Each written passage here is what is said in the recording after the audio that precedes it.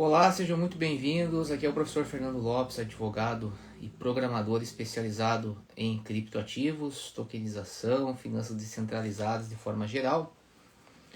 O tema dessa live é Ike Token e a problemática da tokenização de ativos reais. Qual que é o nosso objetivo aqui? Nosso objetivo é falar sobre o que efetivamente é uma tokenização de ativos reais, de modo que você entenda tokenização, ok? E nós queremos falar sobre as problemáticas envolvidas em um processo de tokenização.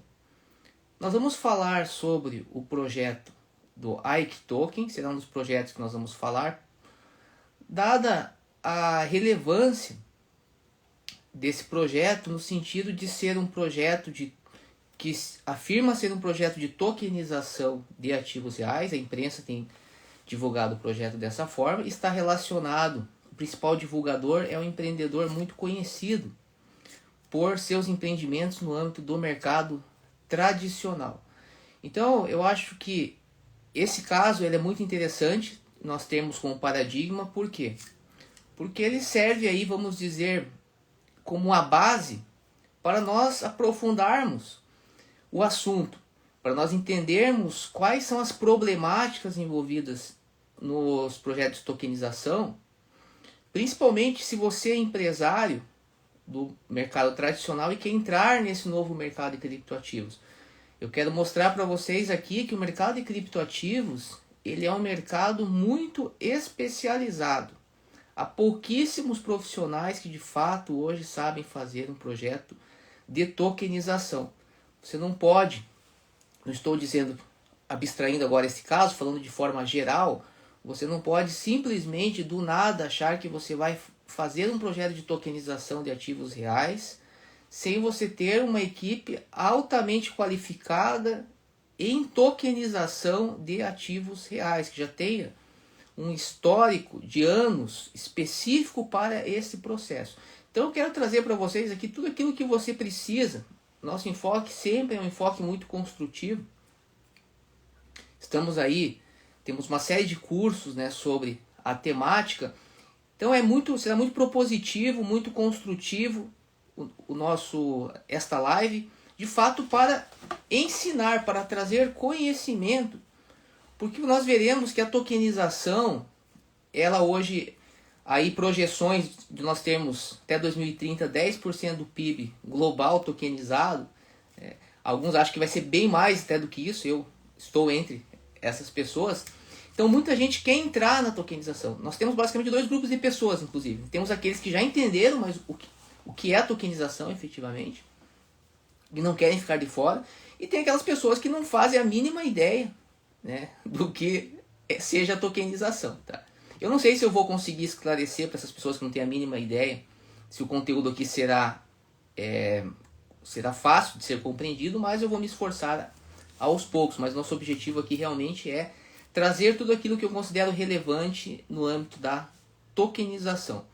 Bem, nós estamos aqui gravando essa live simultaneamente no perfil do Lopes e Zorzo, que é o escritório que eu fundei juntamente com a advogada Marcela Zorzo, especializado em tokenização e finanças descentralizadas, e o perfil do professor Fernando Lopes, que é o meu perfil pessoal, onde compartilho aí já há muitos anos informações também sobre tokenização e também outros assuntos aí que vocês conhecem. Bem, antes de a gente falar sobre tokenização especificamente, né, eu acho importante me apresentar, né, falar qual que é meu histórico, né, por que eu trabalho sobre isso, por que eu escrevo sobre isso e por que eu tenho uma grande preocupação quando surgem projetos de tokenização.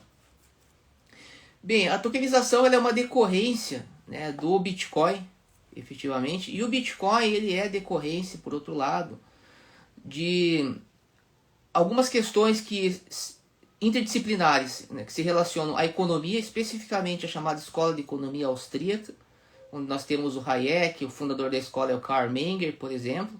Então o Bitcoin ele traz na sua, por exemplo, política monetária, ideias dessa escola de economia austríaca.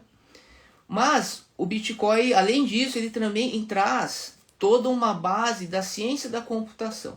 Mas não é qualquer ciência da computação. É basicamente os trabalhos de um jurista e cientista da computação chamado Nick Szabo. Nick Szabo, ele é o criador de um conceito chamado Smart Contracts. Os Smart Contracts, eles são de fundamental importância hoje nos projetos de tokenização, mas eles já são desenvolvidos muito antes do Bitcoin. A sua ideia é desenvolvida e apresentada antes do Bitcoin e eles já aparecem no protocolo Bitcoin. Eu já consigo criar smart contracts no protocolo Bitcoin, embora isso poucas pessoas saibam. Então é importante a gente compreender que a gente está falando aqui de tokenização, a gente já está falando de algo que já está, a tecnologia, a substância efetiva, a essência, já está no Bitcoin. Bem, dito isso, né, a gente então precisa entender que este assunto é um assunto razoavelmente complexo, porque envolve essa questão de interdisciplinariedade. Né? E aí, qual que é a minha relação com tudo isso? Bem, eu já tenho artigos escritos sobre a Escola de Economia Austríaca, publicados praticamente na época da criação do Bitcoin. Então a minha experiência com todo esse contexto econômico, científico, vem lá praticamente desde o início da criação do Bitcoin. Claro que eu não conheci o Bitcoin já em 2008. Eu conheci o Bitcoin por volta de 2012. Mas eu já conhecia a base econômica que era a Escola de Economia Austríaca. Inclusive publiquei artigos aí falando sobre o pensamento da Escola de Economia Austríaca, especificamente do Karl Menger. A partir daí, obviamente que quando eu comecei a trabalhar para prestar serviço para algumas empresas, né, algumas startups, né, em 2014, 2015, eu tive um aprofundamento mais incisivo com a parte de programação, justamente por entender que se eu não entendesse a parte de programação, eu não teria como entender os criptoativos. Então eu sou uma das pessoas que diz que se você quer advogar nessa área, se você quer trabalhar nessa área, você precisa estudar programação aplicável ao mercado de criptoativos. Eu acho muito difícil você dizer que você vai conseguir fazer uma estruturação de um projeto de tokenização RWA se você não sabe programar um smart contract. Tá? Se você não tem sólidos conhecimentos sobre o funcionamento das redes distribuídas, né? Especificamente da tecnologia que, grosso modo, inclusive no âmbito da União Europeia, né, é chamada de tecnologias de registro distribuído, Distributed Ledger Technology. É completamente impossível. No nosso canal, né, o DeFi Brasil, nós aprendemos a programar todas essas tecnologias. Então é muito importante que você aprenda a programar isso. Por quê? Porque quando a gente programa uma blockchain, por exemplo, quando a gente programa uma rede P2P, a gente consegue ver todos os elementos separados em arquivos. Eu consigo separar, por exemplo, o que é uma criptomoeda, definida no white paper do Bitcoin como uma cadeia de assinaturas digitais, da blockchain, por exemplo, que é uma estrutura de dados. Eu consigo separar, por exemplo, uma estrutura de dados que é a blockchain de uma rede P2P. Então essas diferenças elas são de fundamental importância, nós já vamos ver para quê. Tá? Então basicamente eu tenho formação na área de formação na área jurídica, também na área de programação, especificamente em internet das coisas, mas também tem uma série de cursos, né, feitos específicos de programação para blockchain, e no nosso canal são 54 aulas onde eu ensino isso de graça com código no GitHub. Então veja que é altamente complexa essa seara, né, para que você de fato possa atuar nela. Bem, fora isso, o que eu posso complementar? Quando a gente fala geralmente em tokenização, a gente está falando também sobre sistema financeiro e mercado de valores mobiliários. É de fundamental importância que você tenha um conhecimento sobre essas duas áreas, sistema financeiro e mercado de valores mobiliários.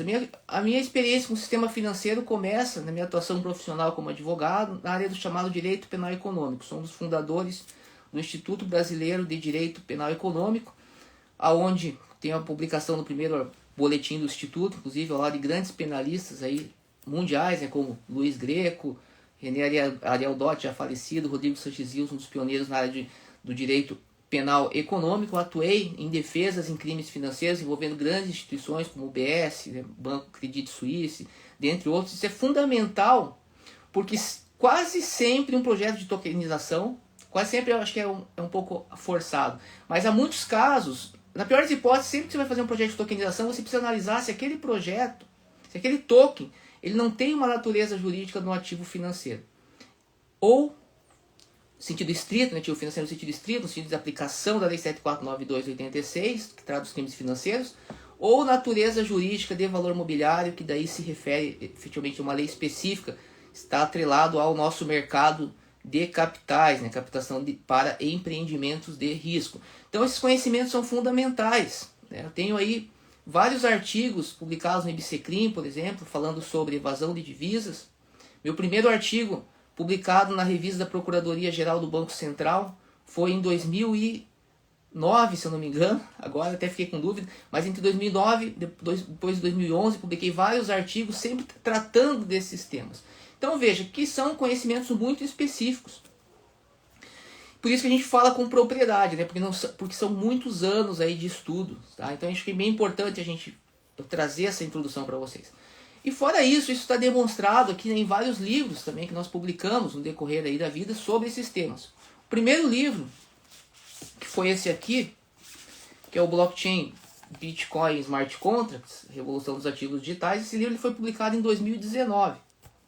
Ele é um livro hoje indicado na bibliografia selecionada para criptoativos do Superior Tribunal de Justiça. Ele é um livro que é estudado, usado no curso de Direito Digital da USP, utilizado na graduação da Unisul, citado em várias teses de doutorado, seja de compliance, da Universidade Federal, em artigos científicos. Então esse livro aqui foi publicado em 2019, apenas para mostrar então o tempo que a gente está se dedicando, né, a esse estudo.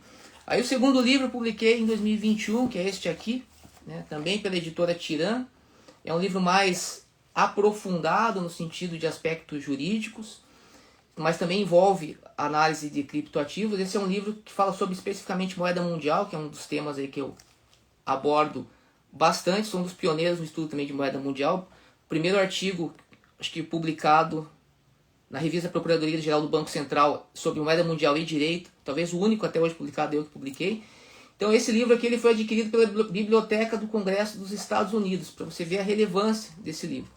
Além disso, ele foi traduzido também para o inglês, além de ter sido, ele foi adquirido, essa versão pela Biblioteca do Congresso dos Estados Unidos em português, mas ele foi traduzido para o inglês, e com base nesse livro foi criada uma associação na França dedicada ao estudo, né, da aplicação dos criptoativos em prol das comunidades indígenas. Muito interessante, então é um livro que ele teve muita repercussão. E aí, por último, né, lancei então esse livro aqui, que é o Guia Jurídico da Tokenização. Esse livro ele é fundamental para qualquer empresário que quer atuar na área de tokenização RWA, porque aqui ele traz respostas aí para várias questões. Também é um livro que já foi citado em tese de doutorado. Então, assim, esses aqui são os 3 livros, né? Fora esses 3 livros na área de parte de tokenização, nós temos ainda livros específicos na área empresarial. Temos o livro Expert, que é um livro que fala de vários assuntos, não apenas de tokenização, mas onde eu tenho um artigo escrito sobre finanças descentralizadas. Há grandes nomes aqui de outras áreas, alguns certamente vocês conhecem, como o Zico, acho que é o mais conhecido por ser do esporte, mas também tem, por exemplo, o Blairo Maggi, que foi ministro da Agricultura, que tem uma grande trajetória no setor do agronegócio, que está muito relacionado também com a tokenização, dentre outros nomes. E aqui eu escrevi um artigo sobre finanças descentralizadas. E por último, esse livro aqui também que é interessante, que também é um livro que fala sobre mais a parte empresarial. Também tem o prefácio do Carlos Wizard, também fala um pouco toda essa minha trajetória, né, específica na área de tokenização, criptoativos e finanças descentralizadas. Bem, então, dito isso, né, fazendo essa não tão breve, na verdade foi uma longa apresentação, a gente vai passar agora a tratar da tokenização de ativos reais, a problemática da tokenização e vamos falar um pouco do caso do token que foi lançado pelo empresário Eike Batista, é o principal divulgador, né, do projeto. Bem, há vários pontos, mas vamos começar pelo começo. Né? Primeiro, o que é tokenização? O que é tokenização? Fala-se muito sobre tokenização hoje, mas o fato é que ninguém sabe direito o que é tokenização. Geralmente você apela para termos como blockchain, para segurança, para transparência, para representação digital de bens e serviços, coisas que na verdade não explicam absolutamente nada. Tá? O que é tokenização? Tokenização nada mais é do que um processo criado para permitir a negociação de bens, direitos, valores, por meio de tokens, por meio da transferência de tokens. É isso que é a tokenização. Tá? Você certamente deve ter visto alguma definição de tokenização, que é você pegar um ativo físico e transformar em um token digital. Aí o sujeito ele pensa que vai ter alguém lá com uma varinha mágica do Harry Potter, por exemplo, a gente fala na tokenização de um veículo, né, que nós fizemos uma tokenização de um veículo, inclusive está sendo divulgado bastante. Muita gente pensa que você vai chegar lá no carro, vai pegar a varinha do Harry Potter, vai bater no carro e o carro vai virar um token digital. Não é nada disso, não tem absolutamente nada a ver com isso. Tokenização nada mais é do que você vai criar uma estrutura, que já vamos falar sobre ela, de modo a permitir que direitos, né, mais uma vez, direitos, bens, valores, possam ser negociados por meio da transferência de tokens. É simples isso, tá? E aí se pergunta, pô, mas é tão simples, então isso não serve para nada. Calma, né? Calma, porque nós não estamos falando que, já acabei de falar aqui um dado, né, de 10% de projeção do PIB global tokenizado. Nós temos agora um projeto chamado de DREX, que é a tokenização da nossa moeda, a tokenização da moeda escritural. Se esse processo não tivesse relevância, nós vamos entender muito qual que é a relevância. Bem, o que a gente precisa entender então? Que, grosso modo, a gente tem o ativo que é digital, exclusivamente digital, que não está relacionado com nada no mundo real. Exemplo, Bitcoin. Certo? O Bitcoin é um ativo exclusivamente digital. Ele não está relacionado com nada, vamos dizer assim, que esteja desvinculado dele. Ou seja, o Bitcoin não está relacionado com nenhum carro, por exemplo. O Bitcoin não está relacionado com nenhuma casa. Não está relacionado com nenhum direito de crédito. O Bitcoin, ele tem valor em si. Daí você vai perguntar, então quer dizer que o Bitcoin não tem valor? Não vamos nos aprofundar nisso, mas o Bitcoin ele é basicamente uma proposta de criação de um novo sistema de pagamentos. Certo? Então nós temos lá o Bitcoin, que não é apenas uma criptomoeda, assim, a criptomoeda Bitcoin, que é definido no white paper como uma assinatura, uma cadeia de assinaturas digitais, que é o ativo utilizado para liquidar pagamentos no sistema Bitcoin. Okay? O sistema Bitcoin que é esse conjunto de computadores espalhados por todas as partes do mundo, validando transações. Esses computadores eles validam transações envolvendo Bitcoin e eles são retribuídos por esse processo de validação. Então, quando eu falo que o Bitcoin é um ativo digital, que não está relacionado a alguma coisa física, não estou querendo dizer que ele não tem valor, muito pelo contrário. Né?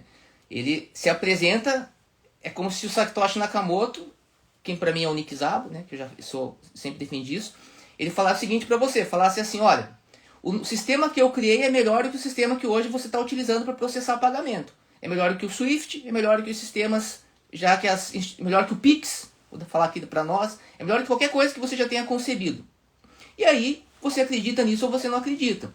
Hoje nós temos muitas pessoas que acreditam, tanto que o Bitcoin ele vale o que ele vale. Então isso é de fundamental importância. Porque tudo isso está atrelado ao Bitcoin, a essa tecnologia criada para processamento de pagamentos. Então, quando eu falo que tokenizar é você possibilitar a negociação de bens e direitos por meio da transferência de tokens em uma rede que utiliza, grosso modo, essas tecnologias de registro distribuído, eu estou basicamente pressupondo que você vai fazer isso porque você acredita que esse sistema é melhor para processar transações do que o outro. E é só isso, tá? Não tem nada de mágico, nada além disso. Se, por exemplo, você é uma pessoa como eu que acredita que no futuro nós vamos ter um comércio global integrado, um único comércio, um único sistema processando transferências e que esse sistema será regido por uma única moeda, algo que é uma consequência que foi estudada pelo Hayek, que eu mencionei lá da Escola de Economia Austríaca, no sentido nós temos concorrência entre moedas e numa concorrência sempre tem alguém que ganha, aí obviamente que você vai entrar na tokenização, porque você vai falar assim, eu não quero ficar fora do novo comércio global que está se formando, eu quero participar disso. E eu só tenho duas formas, a única forma de eu participar disso é possibilitando que os meus produtos possam ser negociados nessa nova rede. Então esse assunto hoje, ele obviamente que ele está destinado principalmente para empresários, certo? Então se você não é empresário, dificilmente você vai ver sentido nessa discussão. Porque o empresário é aquele cidadão que tem que pensar à frente do seu tempo. Ele quer chegar num mercado antes dos demais, né? Já no caso, o consumidor não, o consumidor já quer o produto pronto. Então nós já temos muitas coisas prontas nesse sistema, mas tem ainda muito para ser desenvolvido. Espero que não acabe a bateria aqui. Então, em síntese, é isso, tá? Tokenizar é você possibilitar a negociação de bens, direitos, valores, né, em uma rede como a blockchain. E essa negociação ela se dá pela transferência de tokens, que é o ativo digital. Certo? Então, uma vez fixado isso, qual que é a grande questão que nós temos aqui que entender?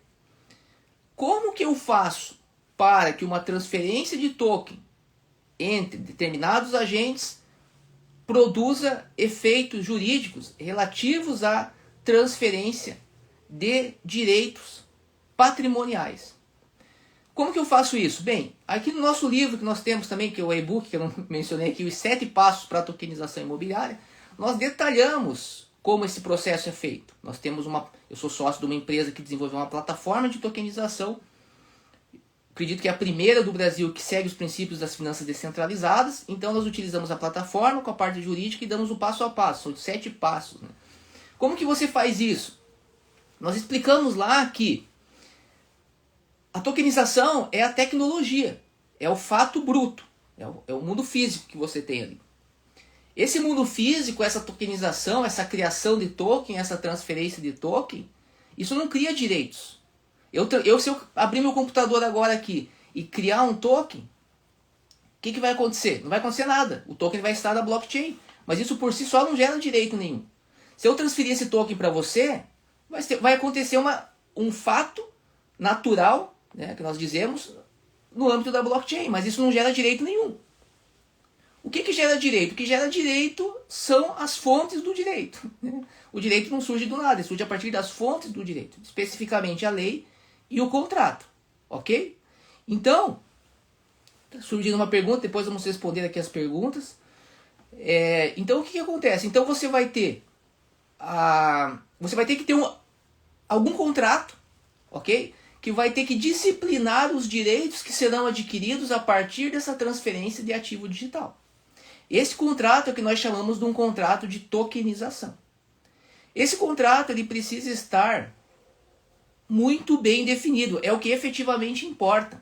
Esse contrato de tokenização ele vai dizer, por exemplo, qual que é a rede que você vai utilizar, qual que é o smart contract, certo?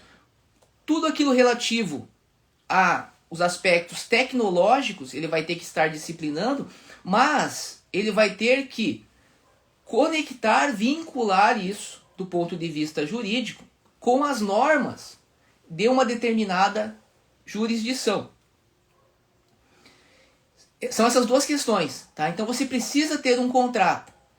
No caso, por exemplo, do projeto do Ike Token, nós temos lá um white paper. Não é um modelo que eu aconselho. Por quê? Porque um white paper, embora ele possa sim ser compreendido como contrato, e o que nós temos que entender aqui? Que um contrato, juridicamente, é uma promessa que você faz. Tá? Se eu não tenho um contrato formal, em geral eu vou ter que analisar todo o conjunto de promessas que foi feito num determinado contexto de negócio para poder avaliar aquilo. Mas é a mesma coisa que você pensar num contrato verbal. Pense, se eu fizer um contrato verbal com você, se eu prometer para você uma série de questões aqui, Qual que é a segurança que você tem que se você tiver um problema e você for no judiciário, você vai conseguir ter o direito a seu favor? É muito incerto.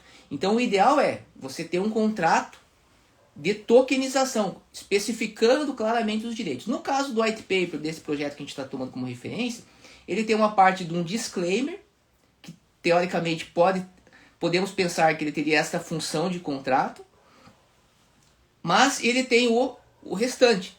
E existe uma incompatibilidade entre as duas coisas, tá? Mas isso a gente vai falar um pouco mais à frente. Então o ideal é você desenvolver um contrato de tokenização e aí você como investidor ou comprador, uma coisa é investidor, outra coisa é comprador, são coisas diferentes, você vai analisar e você vai verificar os riscos jurídicos. Se você não tiver um contrato de tokenização dizendo, por exemplo, qual que é a natureza jurídica do token que você está criando, você precisa dizer, não apenas dizer que a natureza jurídica do token, que é, por exemplo, um token que a gente chama de utility, que dá acesso a uma plataforma. Mas você precisa dizer por que ele é um token utility. Ah, o meu token não é utility, o meu token ele vai estar relacionado, no caso do projeto, o que a mídia está dizendo, que nós vemos no corpo do projeto dele, que você terá uma participação sobre um empreendimento de risco atrelado à exploração da Supercana. Vai ter um percentual que você terá direito caso você venha adquirir esse token. Isso é o que está sendo dito pela imprensa e o que está sendo dito no white paper. Não é o que está sendo dito no disclaimer. Certo? Então, assim, é de fundamental importância você ter isso claro, especificado. Por quê? Porque se eu criar um ativo visando captar recursos do mercado para um empreendimento de risco, se eu fizer essa oferta para o público em geral, naquilo que juridicamente possa ser caracterizado como uma oferta pública, este contrato ele pode ser considerado um contrato de investimento coletivo, o que na prática significa dizer que ele pode ser considerado um valor mobiliário e ele estando sujeito aí a regulamentações estritas, especificamente a aprovação, por exemplo, da Comissão de Valores Mobiliários, ou se for nos Estados Unidos, da SEC, né, Securities Exchange Commission. Então, é muito importante que você defina isso por quê? Porque se você criar um token visando captar recursos do mercado para um empreendimento de risco, e esse token ele for considerado um security, e for considerado uma oferta pública, automaticamente, tá? Na prática, automaticamente você está cometendo um crime financeiro. E aí a coisa é complicada, ok? Porque se você for acusado de um crime financeiro, isso gera todo um problema para o seu projeto. Isso pode levar as autoridades, por exemplo, a simplesmente parar com o seu projeto. Então tudo aquilo que você programou simplesmente para, e aí acabou tudo. Então não é uma coisa simples, tá? E quando a gente faz um projeto, e veja bem, aqui a gente entrando em outra questão. Não importa você fazer um site em inglês, por exemplo. Você precisa, nesse contrato de tokenização e em outros documentos, especificar muito bem a jurisdição onde você estará ofertando esse token. Se você vai ofertar numa jurisdição X, numa jurisdição Y, ou se eventualmente você entende que esse token não será ofertado em nenhuma jurisdição. Ah, Fernando, é possível ofertar um token em nenhuma jurisdição? Nós já fizemos um parecer no sentido de que se eu crio um token em um protocolo de finanças descentralizadas, o simples fato de eu criar um token, por exemplo, e colocar ele na Uniswap, isso não caracteriza oferta em nenhuma jurisdição, porque a Uniswap ela funciona numa rede distribuída, que é a rede Ethereum, e o senso jurídico aí, vamos dizer, comum, né, embora exista uma única decisão em sentido contrário que eu vi nos Estados Unidos, mas em geral você considera o sistema Ethereum como transnacional. Então, a partir desse entendimento, que seria um sistema transnacional, o fato de eu criar um token e colocar ele na Uniswap, por si só não significa que eu estou oferecendo ele numa jurisdição específica. Só que, a depender, o que vai caracterizar a oferta em uma jurisdição específica? Exatamente isso que eu acabei de falar, a oferta. Isso é, na prática, a publicidade. O marketing que você está utilizando. né? Há uma série de critérios que são critérios subjetivos, e aí a importância de você documentar essa questão e especificar, por exemplo, o nosso token será apenas oferecido na jurisdição dos Estados Unidos. E aí você vai ter que criar uma série de elementos para que as autoridades não venham entender que esse token está sendo ofertado em outra jurisdição. Porque a regra no âmbito, eu falo regra, Estados Unidos, União Europeia e Brasil, é que você não precisa estar na União Europeia para fazer uma oferta irregular de valores mobiliários na União Europeia. Basta que você use a internet cotejada com determinados atos, isso pode ser interpretado como uma oferta irregular de valores mobiliários na Alemanha. Então imagine, você lança um projeto de tokenização sem especificar adequadamente a jurisdição. De repente você está respondendo ações nos Estados Unidos, na União Europeia, no Brasil. Ou seja, esqueça projeto. Então é uma coisa muito séria quando a gente fala em tokenização de ativos reais. Tá? Então isso que eu estou falando serve para qualquer projeto. Tá? Não estamos falando de um projeto específico, estou analisando um projeto específico. Nesse caso eu estou falando de forma geral.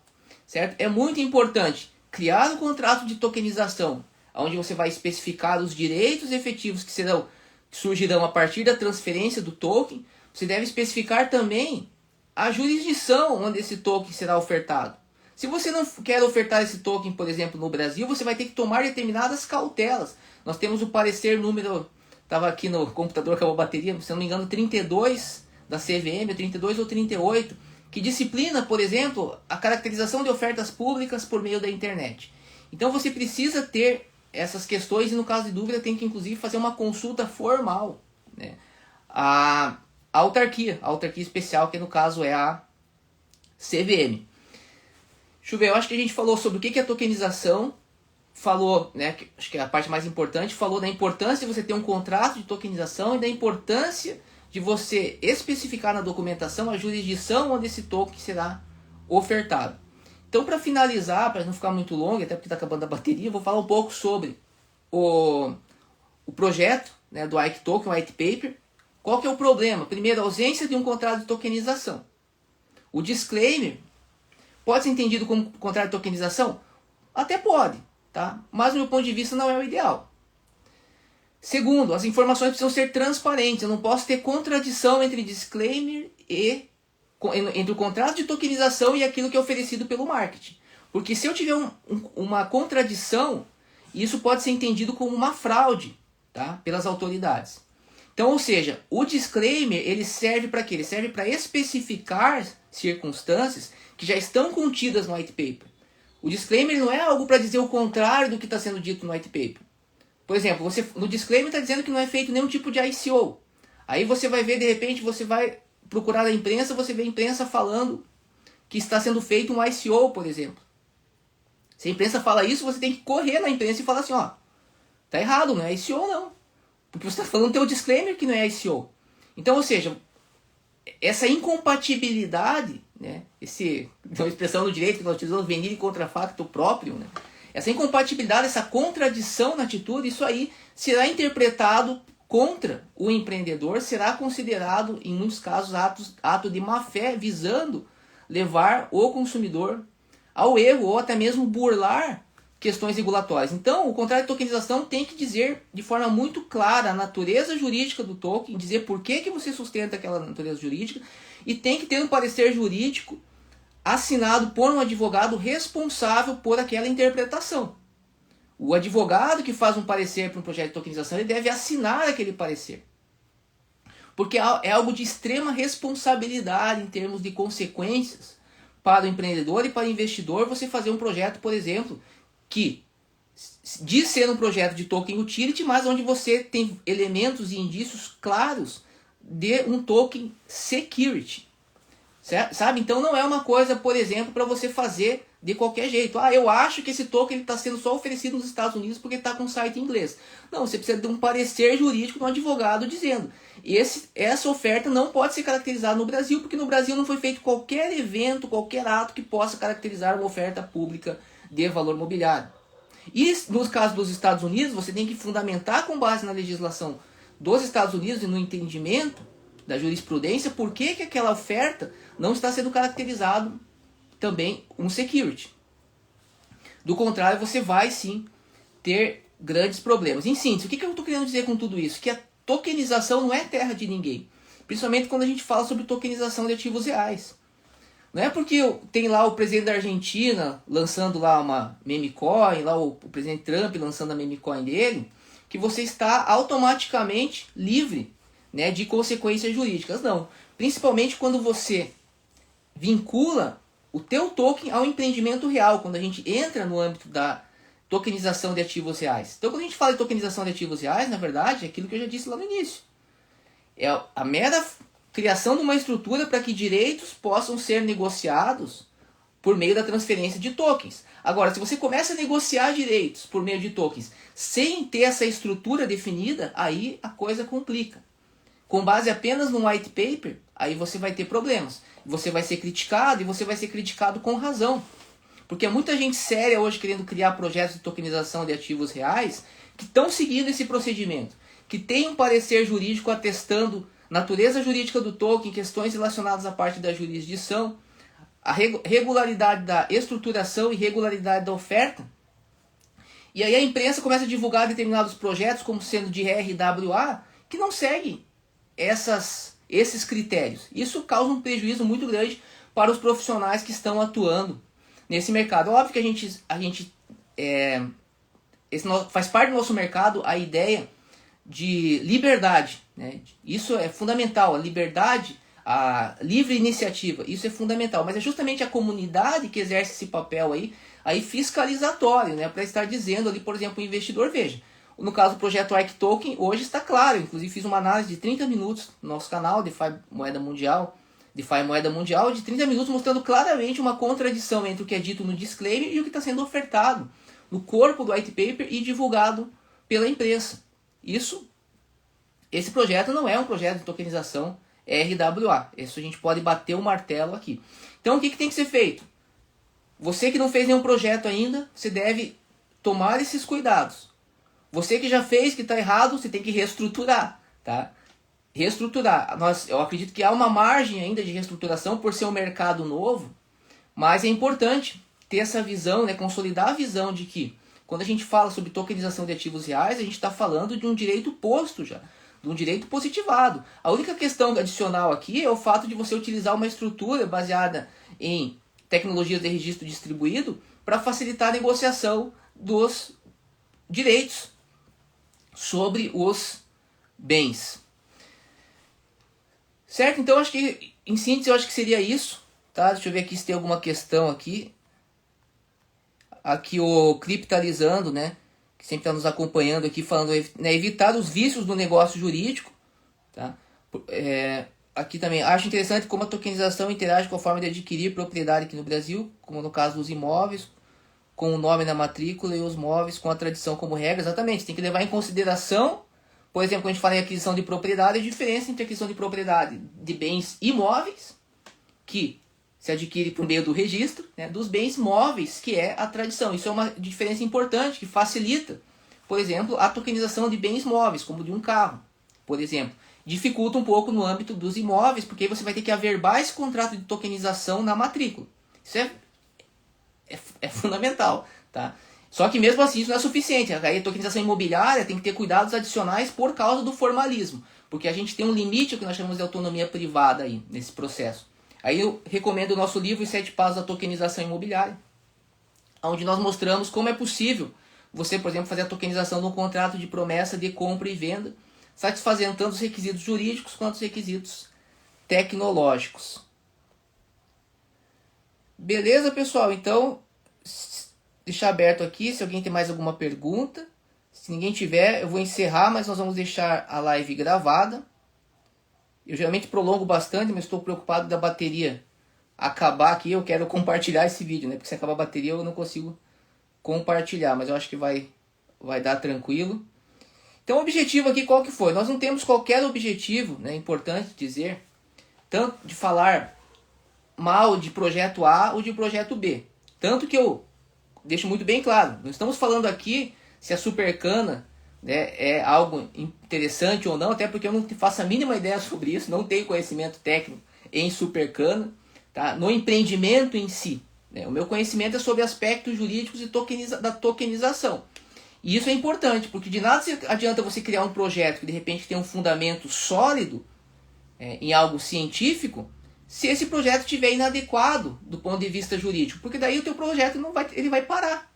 Ele vai parar e aí você vai ser prejudicado, os teus investidores, né, serão prejudicados. Então o objetivo nosso aqui é trazer, como sempre, a educação sobre o mercado das finanças descentralizadas e da tokenização de modo geral. E também para alertar você, investidor. Porque nós já temos casos, inclusive, que fazemos defesa, né, da pessoa que lançou um ativo totalmente digital, prometendo remuneração totalmente digital, certo? E muitas pessoas ali compraram achando que iriam ter uma remuneração em dinheiro.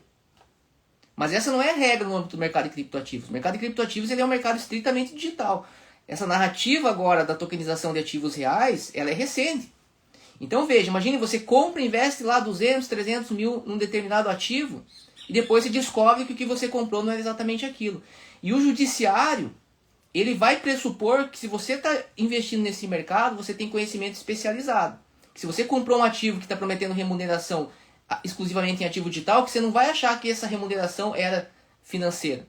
Tá? Da mesma forma, se você está hoje comprando um ativo, o Ike Token, você precisa saber claramente o que está escrito no disclaimer. O disclaimer diz que você não vai ter participação qualquer sobre o projeto da Supercana. Fala apenas que você está adquirindo um token utility que dá acesso ao ecossistema. Aí você vai depender da interpretação. Se o projeto não der certo, se a empresa eventualmente não te pagar, você tiver algum prejuízo, você vai depender da subjetividade do juiz achar se você foi enganado ou não. Porque no caso, me parece claro que você tem uma contradição manifesta entre o que é dito no white paper e o que é dito no disclaimer. Certo? Mas eu posso ter um juiz que diga o seguinte: é um ativo de alto risco, você comprou, paciência. Sabe? E a ideia do judiciário, eu posso dizer para você que em muitos casos é essa. Porque o Estado já mal consegue investigar casos de homicídio, né, casos graves, né, de roubos. E aí ele não tem muita preocupação em tutelar pessoas que querem ganhar lucro fácil e rápido. Então você tem que ficar muito atento antes de investir em projetos de tokenização. Beleza, pessoal? Espero que vocês tenham então compreendido todos esses aspectos. Vou encerrar a live.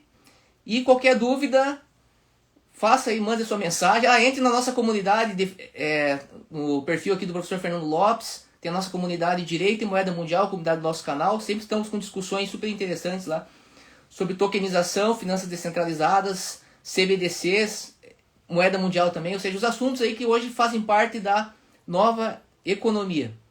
Grande abraço.